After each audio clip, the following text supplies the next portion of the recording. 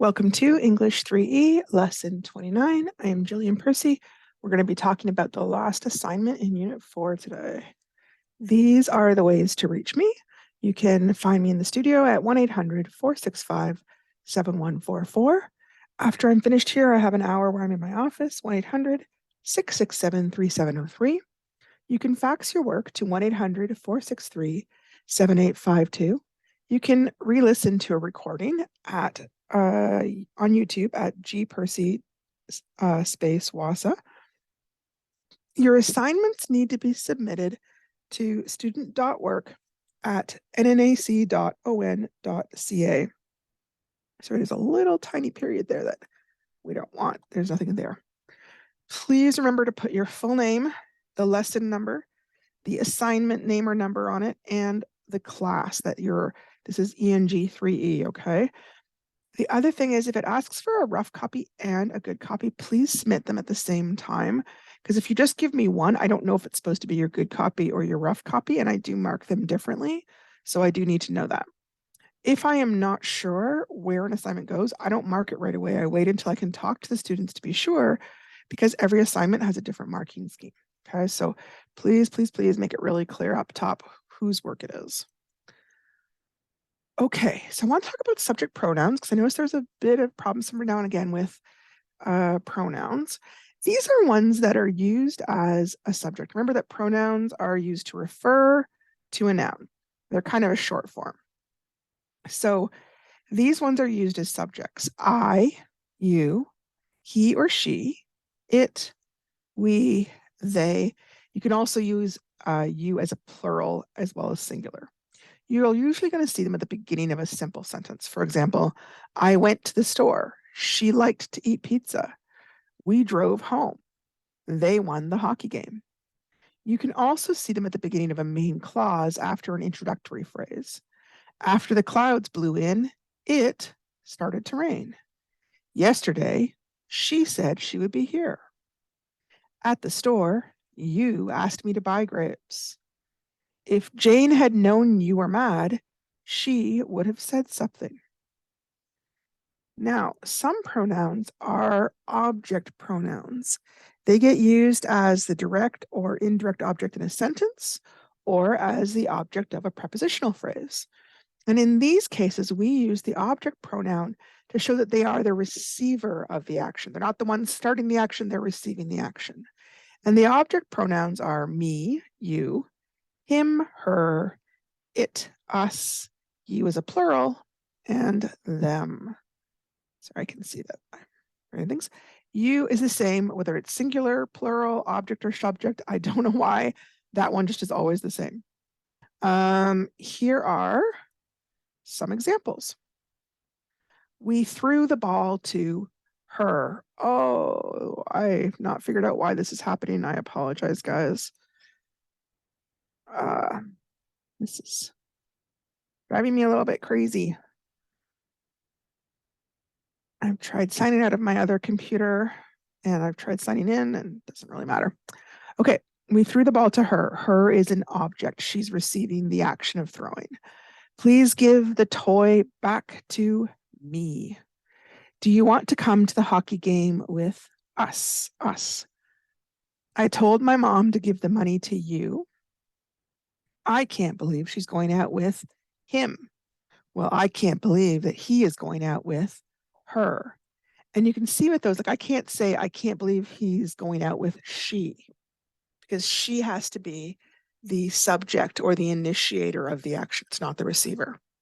She bought them lunch. Them is the object pronoun. Reflexive pronouns. These are generally used when the action is both done by and received by the same person, which I'll explain a little bit more in a sentence, but here are the reflexive pronouns.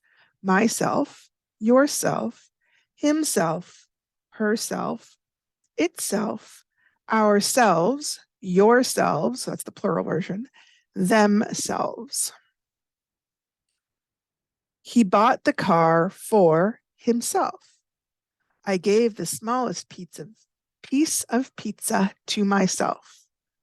We rebuilt the car ourselves. The children amused themselves playing in the backyard. So you can see that they are initiating the action and they're also receiving the action. So it's kind of an unusual situation. We can also use reflexive pronouns when we want to add emphasis to a sentence and draw attention to something. So, for example, he wants to pass his driving test so that he can drive himself to work. He could just say drive to work. That would be fine. But they're trying to emphasize that he wants to do it himself, not have anybody else do it, just him. She broke her arm, so she couldn't wash herself very easily. She could wash other things, but not herself. We can use reflexive pronouns to emphasize that someone does it personally. They don't give it to anybody else. The door was definitely locked. I locked it myself. Are you redecorating your flat yourselves? We can also use a reflexive pronoun together with the noun it refers to in order to emphasize it. We talked to the manager herself, and she agreed to give us our money back. Parents themselves need to take more responsibility for their children's learning. In each of those cases, if you took out the reflexive pronoun, the sentence would still make perfect sense. They're just there to kind of emphasize the importance of the person in a sense. It can also be used to show that somebody's doing something all alone. So we use the preposition by plus the reflexive pronoun to mean alone. He usually goes on a holiday by himself. Do you enjoy being by yourself? Did you clean the entire walk by yourself? We don't usually use the phrase alone there. I don't know why exactly. It does sound a little bit funny, so we always use the by plus reflexive pronoun there. We have talked previously about possessive pronouns. They are pronouns that show that something that belongs to someone or something. And the possessive pronouns are my, your, his, her, its, our, your, plural, and their. We don't add an s to show plurality in possession. Some examples in sentences. Susie always took good care of her books. Dad drove his car to work. I like to wear my fur-topped boots in winter. It seems like your head is hurting today. Can we just eat the pizza at our house since the restaurant is busy? All the students took their books home for the weekend. Okay, so here I've put some of the possibilities and we're going to see which pronoun type works best. I didn't include the possessive pronouns here because I think they're kind of more obvious. We're looking at the subject, object, and reflexive. I wanted to give a birthday present to her, she, or herself. Okay. Well, I is the person who's initiating the action. So it can't be she. It's going to have to be her because herself would be if she's both the beginner or the initiator and the receiver of the action, which is not the case here. He preferred going to the gym by him, he, or himself. And you can hear it. The other two just sound really funny, don't they? Himself, again, he is the one. He's going by himself. It's emphasizing that he's going all alone, right? Whenever dad could, blank played golf. He played golf, him played golf, or himself played golf. Basically, he, right? The he is referring to dad, and dad is still the subject. Blank went to the movies with her friends.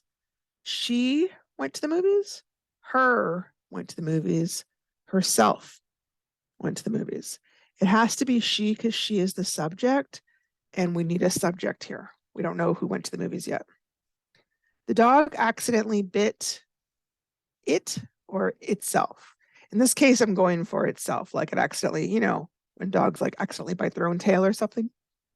Mom and something make pies for the bake sale. Mom and I make pies for the bake sale.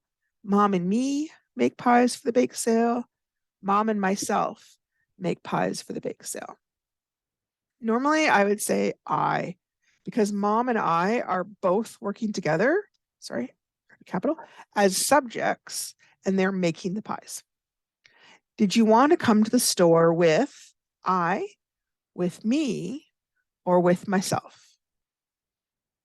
Well, we already have a subject of the sentence, so we don't need the I.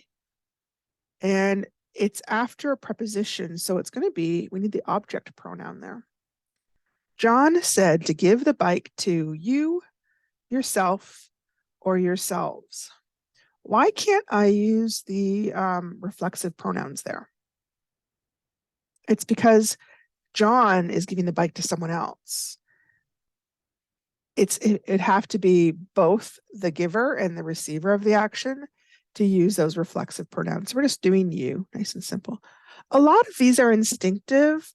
It's usually the I that's kind of the confusing one, but every now and again I've seen she and her get mixed up too. Okay. We are continuing our work in English 3E. We are in the unit called Attaining the Quest. Today is the last assignment for this unit. And then we start unit 5, which is a pretty short unit, and then we will be wrapped up. All right. The culminating activity here is part B. We talked about part A yesterday. Part B is based upon the workplace text incident report found on pages 176 to 177 in your textbook, The Road Ahead. You are going to develop a similar report in this memo format as a result of the experience you described in part A, or one that you will just make up. And this will be your decision to make. Your report will be about the same length as that of the incident report in your textbook.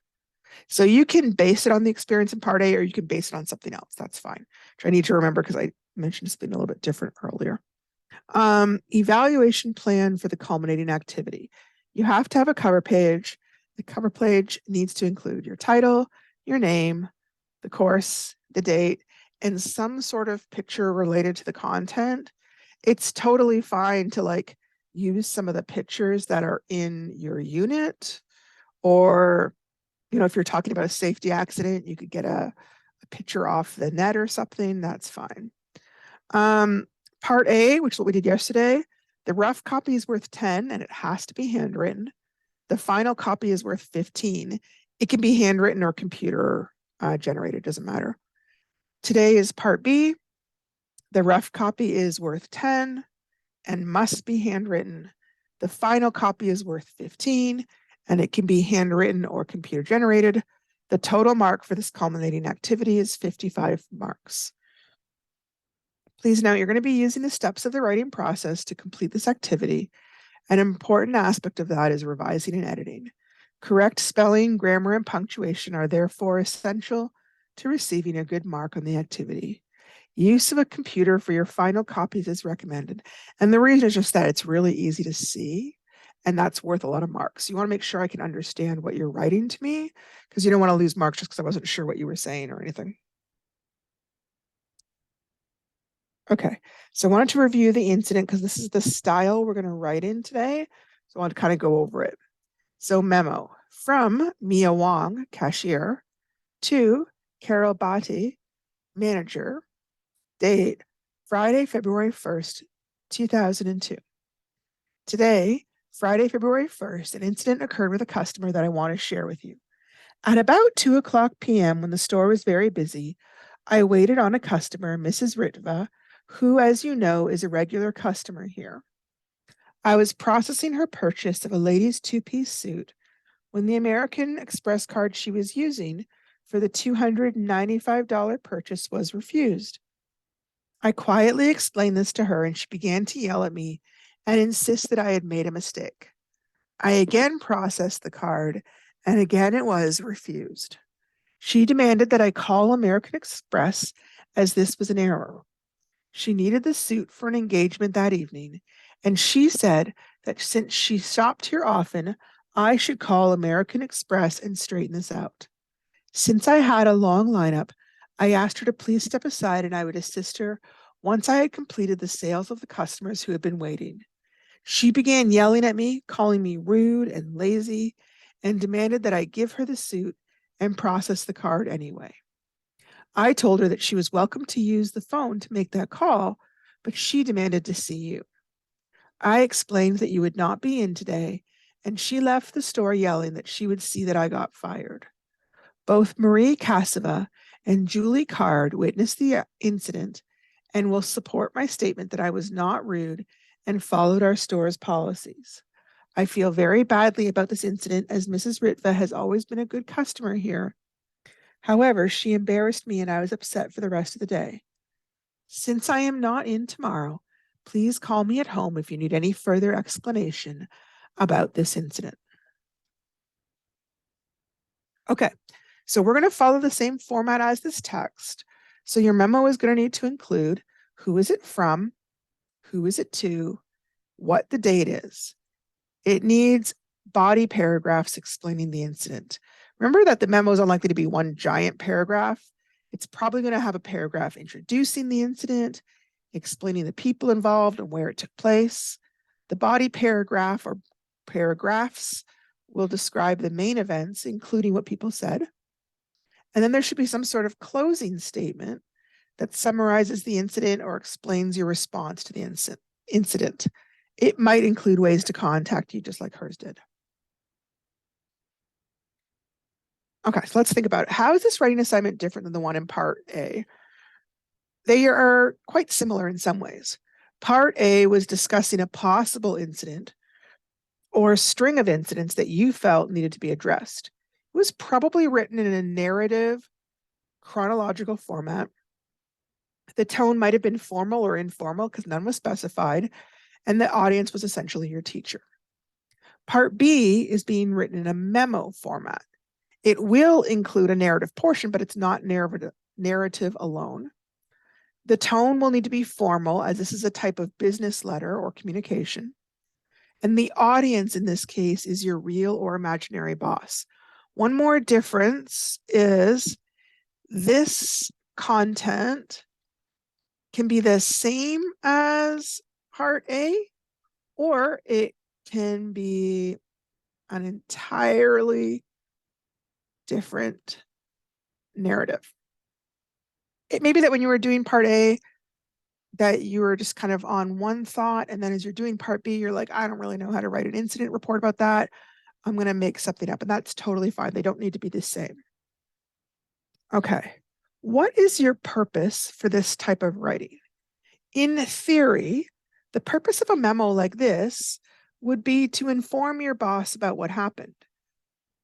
But in reality, many people may have very specific things they are hoping will or will not happen as the result of the memo.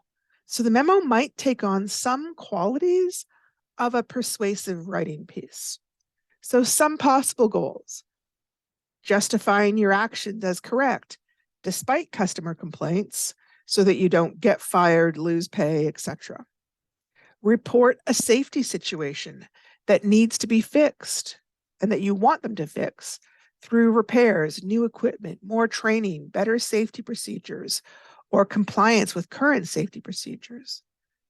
You might be reporting a situation involving verbal, physical, or sexual abuse with the hopes of stopping it from happening again, and the person responsible being reprimanded, charged, fired, or possibly some other action. You do not necessarily have to write down what you want to have happen, but being aware of your overall goal or purpose may affect your word choices and overall content. So this is a tricky kind of writing. In theory, it is purely informational, but in reality, it's a work complaint, and you're responding either to a situation where somebody complained about you or you're complaining about somebody else. So either way, you're kind of wanting something to happen, either to protect yourself and your job, or to have some sort of action done if you're making the complaint. Okay. So I wanted to point out, look at the incident you previously written or imagine a new one. Oops, hang on. Good. What parts of either one, the old or the new, are important to mention to a supervisor? What parts are more personal and might not need to be mentioned to a supervisor? Are there any actions that are actually illegal and have to be reported as legal steps might need to happen? Are there any important items you left out that might need to be included in a memo to your boss, like mentioning specific office procedures that did or did not get followed, ways this might have hurt the business financially, anything that might have seemed too embarrassing to mention, but is actually important? This last one is really common in sexual harassment or abuse cases. It can be really hard to write down the specifics of what happened, and you're kind of wanting to say, oh, well, he touched me inappropriately. And instead, you've got to be very specific. He touched me exactly here. He did it precisely this. I said precisely that. He continued doing this. It can be really hard to talk about those kind of things, right? So that is some examples. I mentioned safety stuff because when we started this stuff yesterday, one of the articles we read was about the guy that it was his very first day. He hadn't really received any training, it sounds like, on how to use the machines. He tried to fix something with a machine, and the machine ended up kind of chewing up part of his arm. He lost his arm that day. So it doesn't have to be just the kind of things that got mentioned in the incident where just a customer is yelling. It can be something more serious, like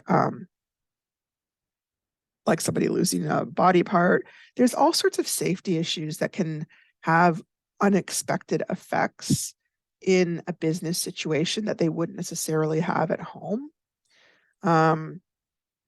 Because houses are often smaller, if something goes wrong in terms of safety, sometimes you can fix it really quick. Like I'm thinking of like if there's a fire starts in the kitchen, you can often see it, smell it, and take care of it really quickly. Where if there's a fire that starts in the basement of a huge building, it might be really far along before you even notice it's happening and can't really fix it.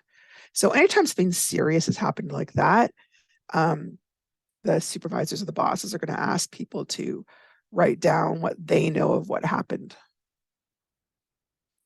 Okay. So this is kind of similar to what we did yesterday, basically. Remember, this is going to be almost a page long, so it may have multiple paragraphs. Generally, we start a new paragraph when we start a new topic or a new important point. Think about what are the beginnings of the incident? When did things first start to go wrong? How did you notice? What did you do? And what did the other person do? Then think about the middle of the incident. It might involve multiple steps or attempts to fix the problem. It might involve dialogue between you and the other person. And then think about the end. What actually happened? What did you or the other person wish had happened instead? And what, if anything, could have been done differently to create a different ending?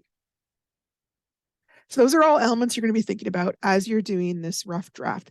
If you need to spend a bit of time brainstorming about an appropriate incident, that's fine. Go ahead and get lots of ideas, and then you can go ahead and do your rough draft a little more effectively. Description in workplace. It's really important in this type of writing to stick to specific details rather than just to try and summarize things. So for example, if you write, then he said something rude and I got upset, it doesn't really give the boss enough details to take action because they don't know what rude is. And often one person may have one idea of rude and someone else may have a completely different idea of rude. So this is kind of more specific. Then he said, "You're an evil witch. I hope you die." And I said, "Don't talk to me that way." He said, "I will talk to you any way I want. You're not the boss of me."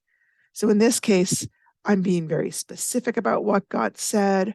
I'm being specific about what I said to try and get it to stop. I'm showing precisely what happened. This is the kind of stuff where you want to be more detailed, almost as if it's happening right at that moment, than to summarize.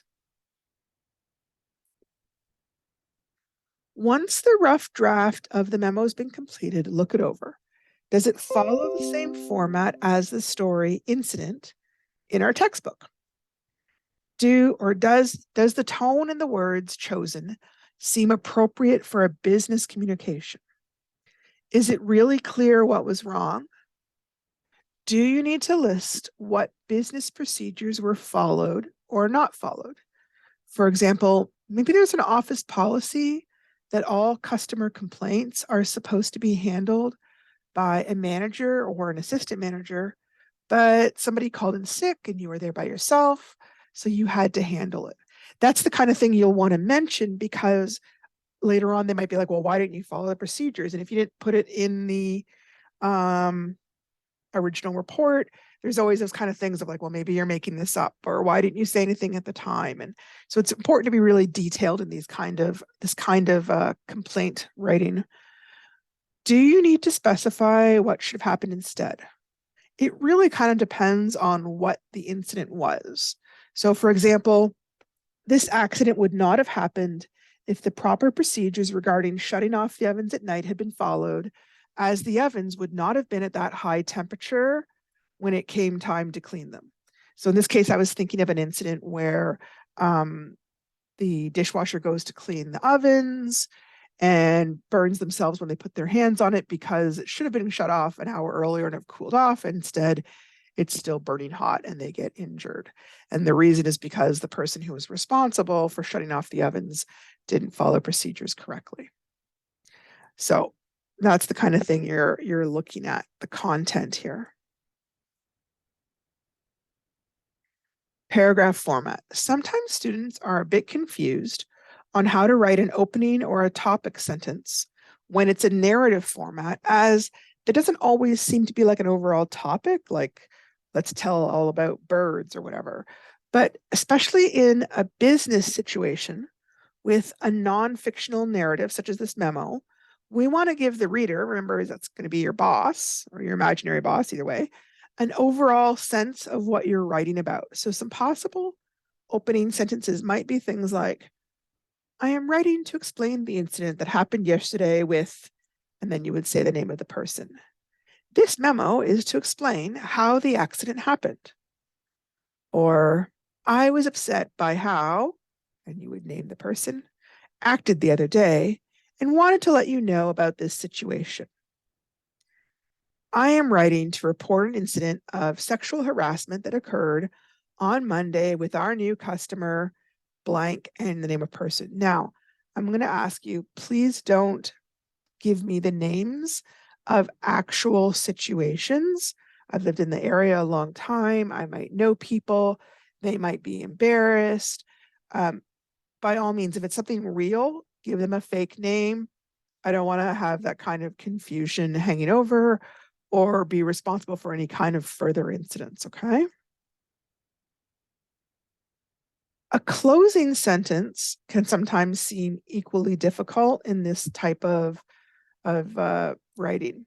So in a narrative format such as this, you may end up closing with the last action you took. So some examples might be things like, after he said that, I went to the manager's office to report the situation.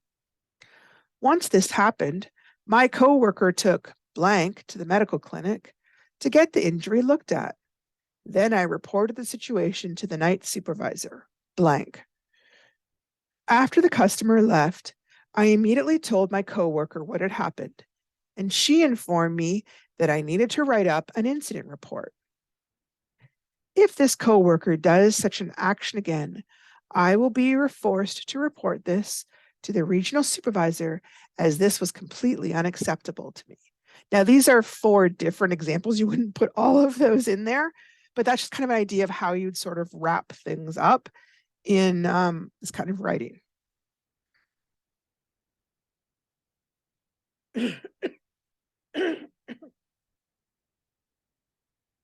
Okay, so I'm assuming at this point you've got the content down, you've got a rough draft. Now, This is the part that I know people don't want to do. And I know it because people keep handing me in rough drafts where they have not done really any kind of revisions.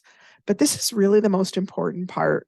And I know it's the part that people are not all that crazy about, but it honestly doesn't take too long if you know what you're looking for. I think sometimes what happens is people aren't really sure and they just feel confused. And so they just like, oh, I don't want to bother. And so they just don't check it. They hand in the rough copy.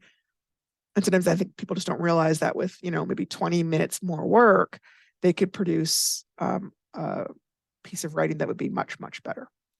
Okay. And first thing we're going to check is sentence structure and variety. I know it's tedious, but I really do find, even in my own writing, this is the area that is one of the quickest to make, the easiest to make mistakes in. You're writing quickly, you throw a comma, you throw a period, you're not really sure, you have to go back and take a look at it. It is so simple to accidentally write a run-on sentences when you're writing quickly. So remember that yesterday we looked at two different types of run-on sentences. The fused sentence is where two sentences have just been written as one and they have no punctuation between them. So for example, I never should have trusted him. I knew all along that he would leave me. The other kind of run-on sentence is called a comma splice run-on sentence.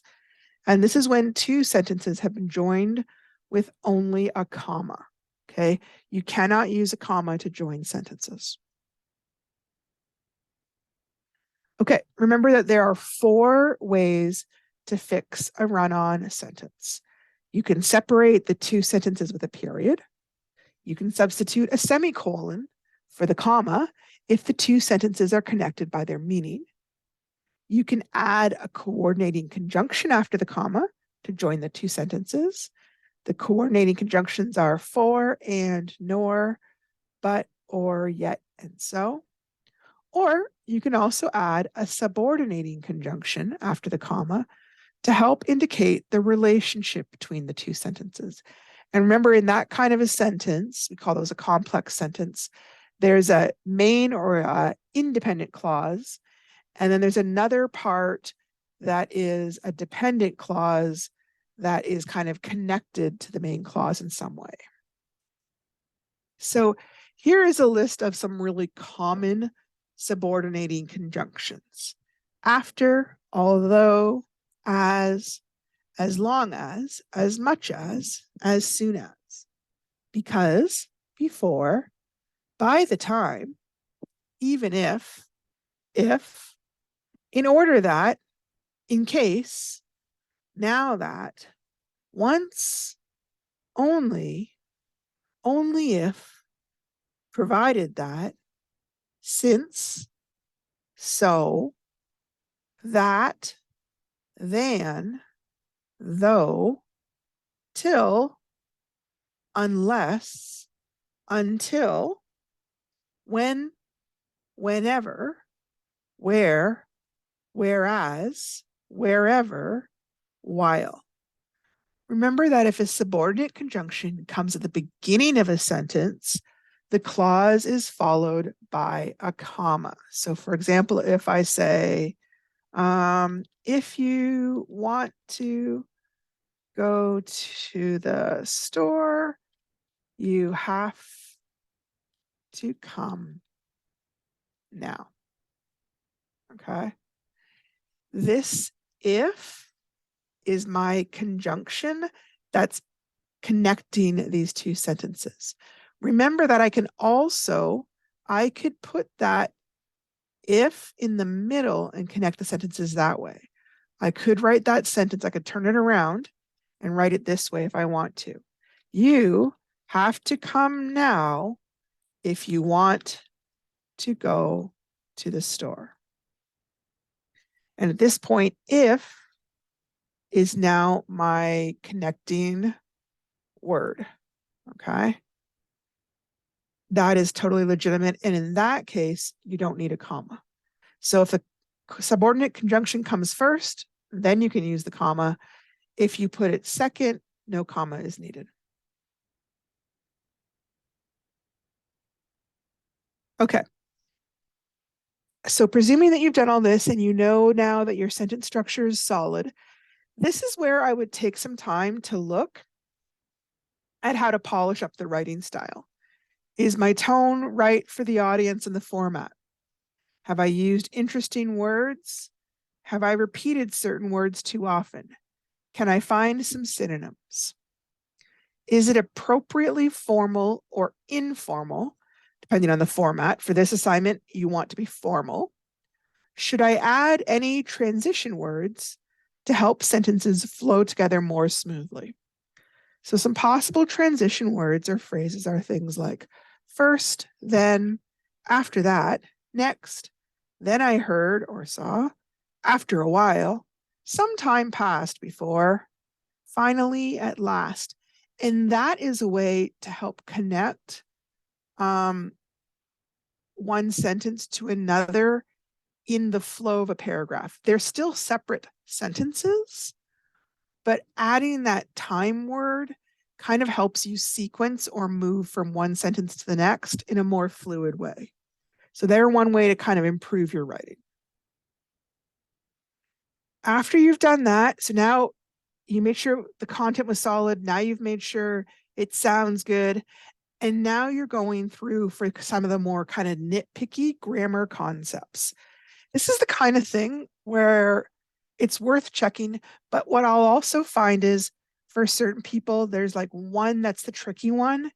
If you discover that one of these is the tricky one for you, that I'm constantly writing, hey, watch your subject verb agreement, then that's the one to check. But it's also the one to maybe have a friend go through and check and see if you're understanding, because maybe there's a problem where you're not quite getting what's being said, and how to fix the mistake. The other thing you could do is if something like that is happening and you're not sure, it's totally fine to kind of give me a heads up and say, hey, what do you think of this?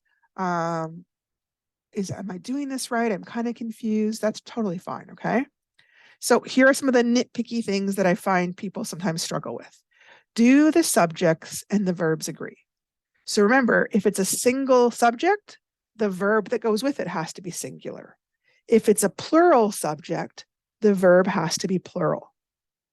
Have you used a consistent verb tense?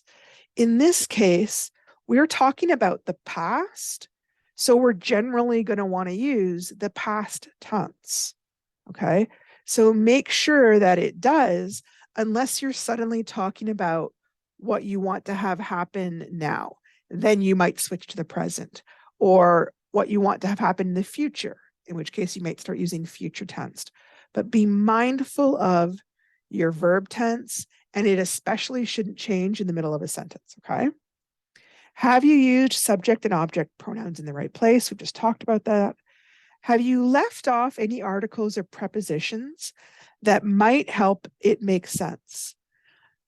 Every now and again, I'm finding people are leaving off little words like and, to, the, and the sentence is like 99% correct, but they've left off that little bit that would help it make sense. One way to find those is read your paragraph out loud, exactly what's written on there, not what you plan to write, but exactly what you've written. Because what I find is a lot of times we know perfectly well they're supposed to be there. We were just writing quickly, or we got interrupted, and when we came back, we dropped one of the little words. So as you're reading it, if you notice, oh wait, I need the word to there, or over there, or by, you just kind of add them back in. Okay.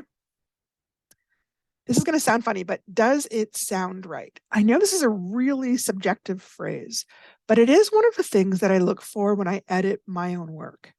Sometimes I can't see a specific reason why something is wrong, except that it just doesn't sound right. When you find that happening, trust your instinct on that and find a way to rephrase that sentence. A lot of times, what I find is that means I've written a run on sentence, or it just doesn't make sense. I've got kind of tangled up partway through the sentence, and it just isn't very clear to the reader what's going on. So whenever you have that kind of vague feeling of wrongness when you're reading your work, take the time to stop and kind of fix it. All right, conventions. The conventions are these spelling errors, punctuation errors, and capitalization errors. We always check those at the end because as you're revising, you kind of going to make new mistakes. So there's no point checking it all the way along. Now, it's fine if your, spell check is fixing things for you. That's just fine. But I'm saying no matter what, once you've finished all the writing part, go back and check these little things. Spelling errors, punctuation errors. The most common errors I'm seeing right now are commas and quotation marks. Okay. They're the two tricky things. Check those especially. Okay. Check for capitalization errors. Have you capitalized all the place names? The word I has to be a capital, even when it's used in contractions like I'm, I'd, I'll. Does the beginning of every sentence start with a capital letter? And have you accidentally put capital letters where they don't belong? This is most common when people are doing the handwriting part. There's certain letters that I find people either are confused on or they just like the lowercase version or the uppercase version better. So B, D, M, N, and A.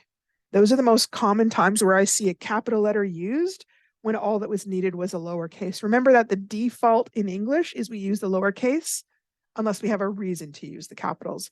And us just liking how they look doesn't count as a grammatical reason, right? It has to be a specific reason. Okay, well, we are getting pretty close to the end of this. I'm going to do a sample one. Hang on a second. This is kind of on the last page of your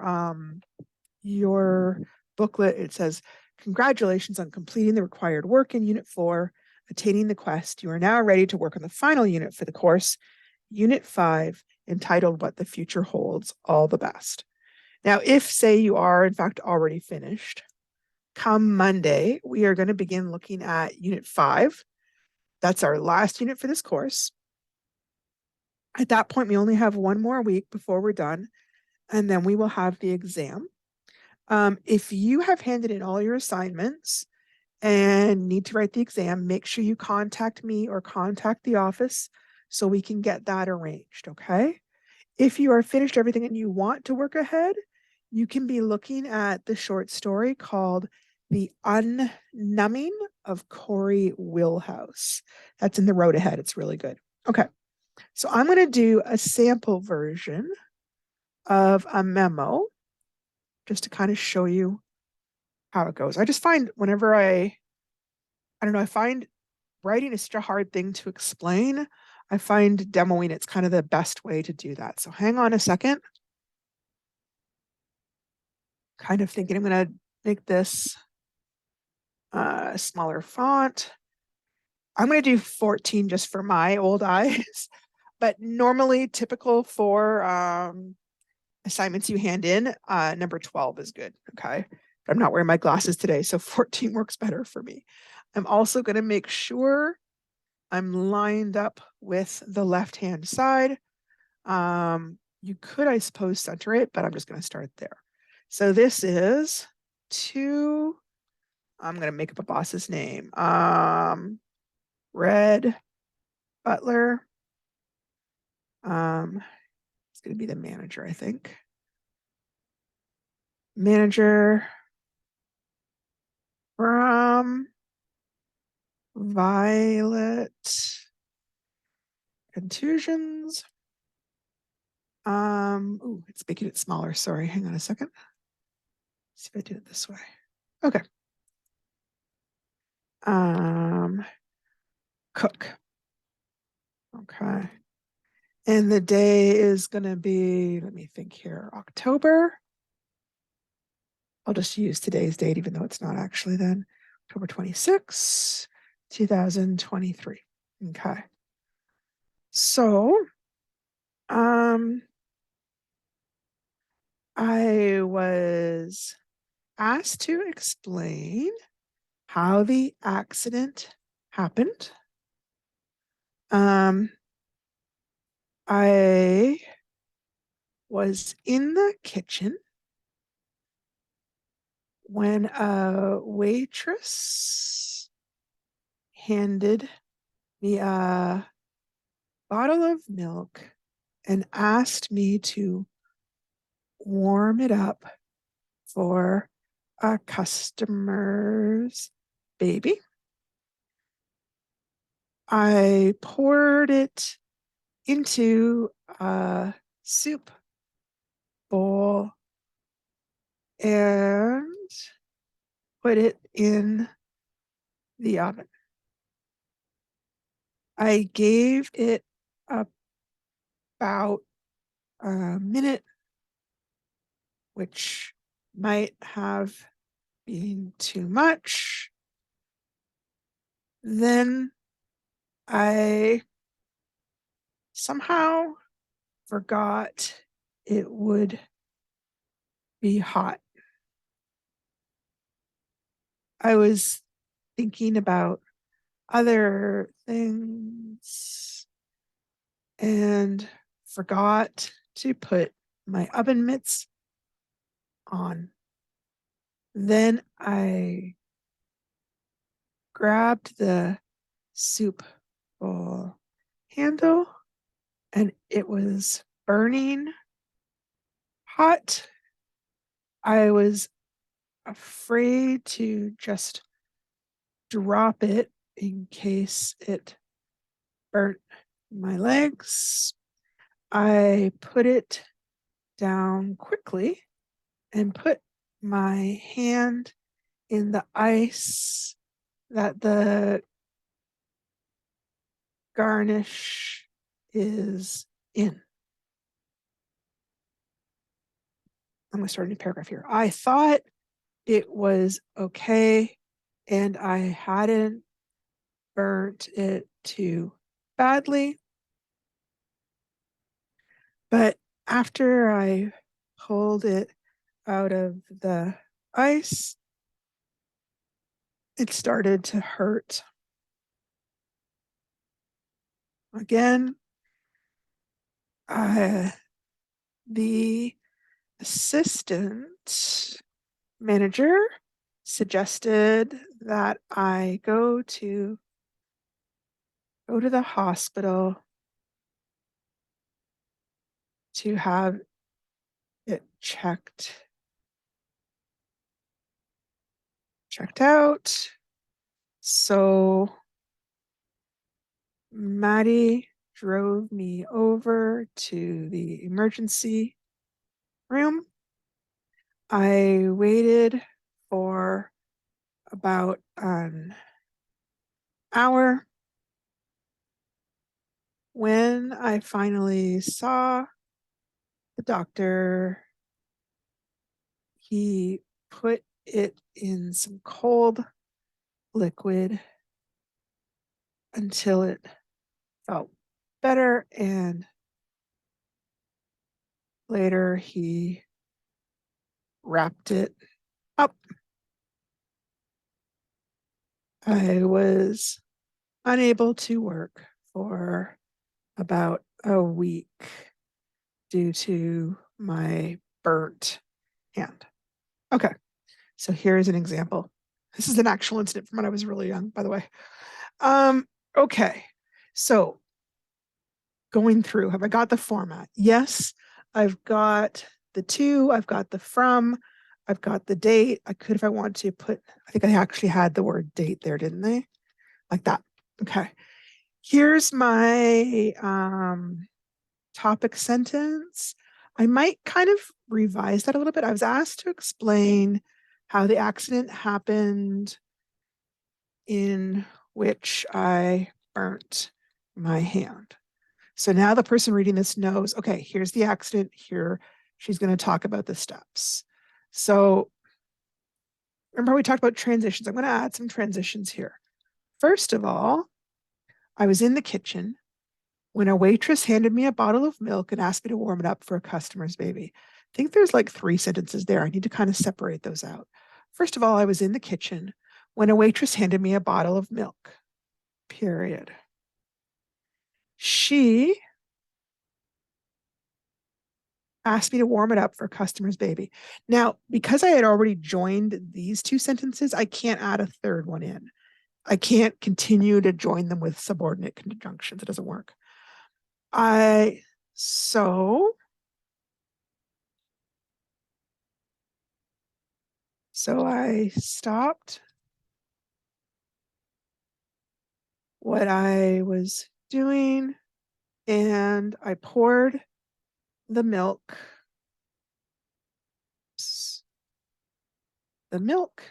into a soup bowl. Period.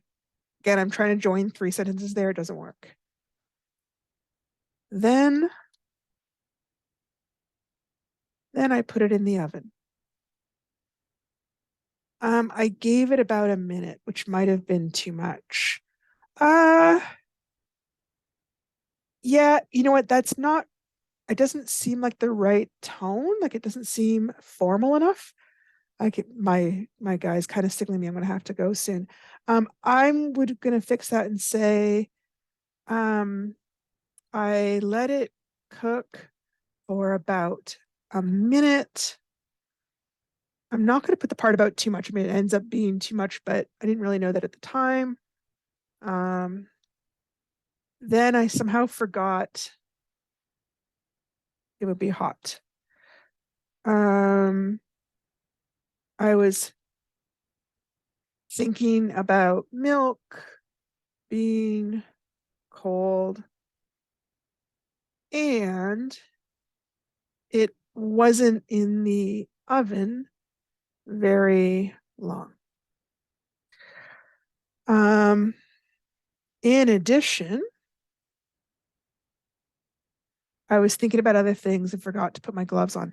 So you can see how I'm going through bit by bit and fixing the sentences. I'm not having to make a whole lot of big changes, but all those little changes add up to make something that's far easier to read.